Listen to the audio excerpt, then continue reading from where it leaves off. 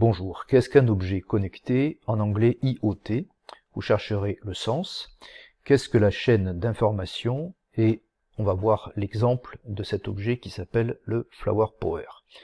Alors ces objets connectés, ce sont ces objets de plus en plus utilisés. On les appelle connectés parce qu'ils sont bien sûr reliés à Internet, donc ça passe par ce type d'antenne relais. Alors c'est très pratique parce que ces objets connectés nous permettent de les télécommander en quelque sorte à distance, à partir d'un téléphone par exemple, de n'importe où. Alors c'est pratique pour commander le chauffage ou n'importe quel appareil connecté à domicile. Alors bien sûr, il faut que l'objet à domicile soit relié à votre box, ou au collège par exemple, ça sera le routeur qui est relié avec ces câbles réseau qu'on appelle les câbles RJ45 ou les câbles Ethernet. Alors tous les objets ne sont pas connectés. Par exemple, une porte de garage ne l'est pas. Elle n'est pas connectée effectivement à Internet, s'il n'a pas besoin. Elle est simplement, évidemment, télécommandable. On n'a pas besoin de savoir à distance si notre porte de garage est ouverte ou fermée. Par contre, si on a des plantes, on peut avoir besoin de savoir si elles ont besoin d'eau. Et pour ça, il nous faut un appareil, c'est le Flower Power.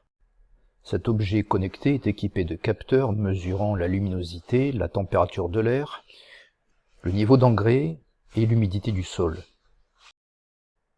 Comment ça marche? On a dit qu'un objet connecté envoie des informations, donc il lui faut bien de l'énergie, et ça sera donc de l'énergie électrique. Pour savoir si la plante doit être arrosée, le capteur d'humidité doit être enfoncé dans le sol. Et pour savoir la luminosité, il ne faut pas cacher par les feuilles le capteur de lumière.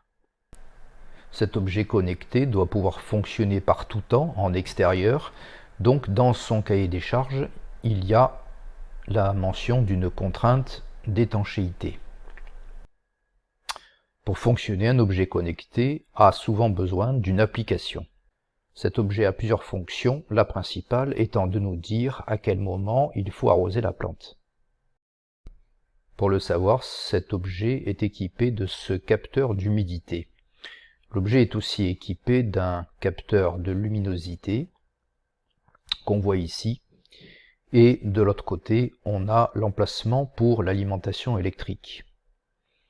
Alors si on rentre un peu dans le détail du choix des matériaux utilisés, on avait dit que les matériaux peuvent être choisis parmi les isolants ou les conducteurs. Donc ici on a bien sûr une partie en métal qui va servir à faire passer le courant électrique à partir de la pile.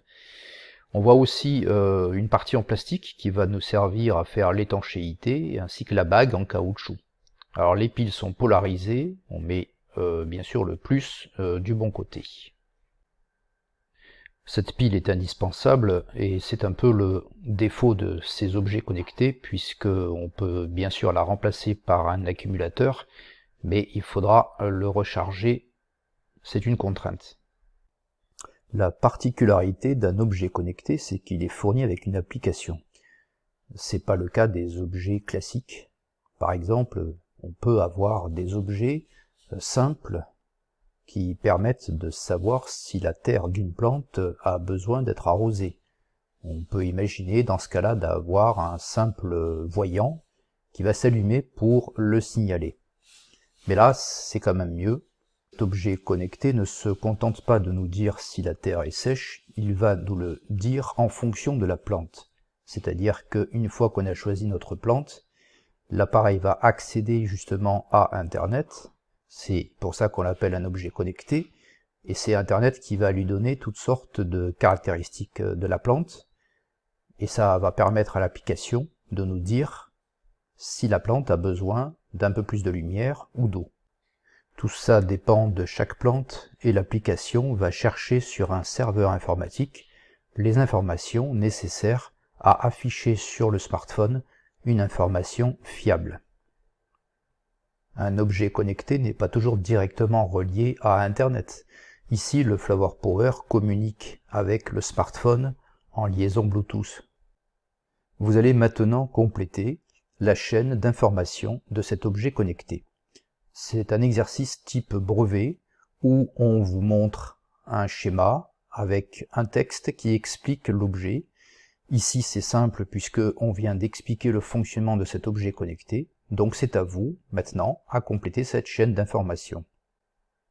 Le jour du brevet, je vous déconseille de vous précipiter en cherchant à compléter trop vite le tableau. Vous risquez de faire beaucoup d'erreurs, il vaut mieux prendre le temps de bien lire le texte, de bien regarder le schéma. Vous voyez que toutes les informations sont données, on voit bien qu'il capte la lumière, température, engrais, humidité. Ensuite, vous mettrez les fonctions de cet objet connecté dans les cases A, B, C et D, et les éléments dans les cases E, F, G, H. Il ne reste plus qu'à déposer votre travail dans Pronote.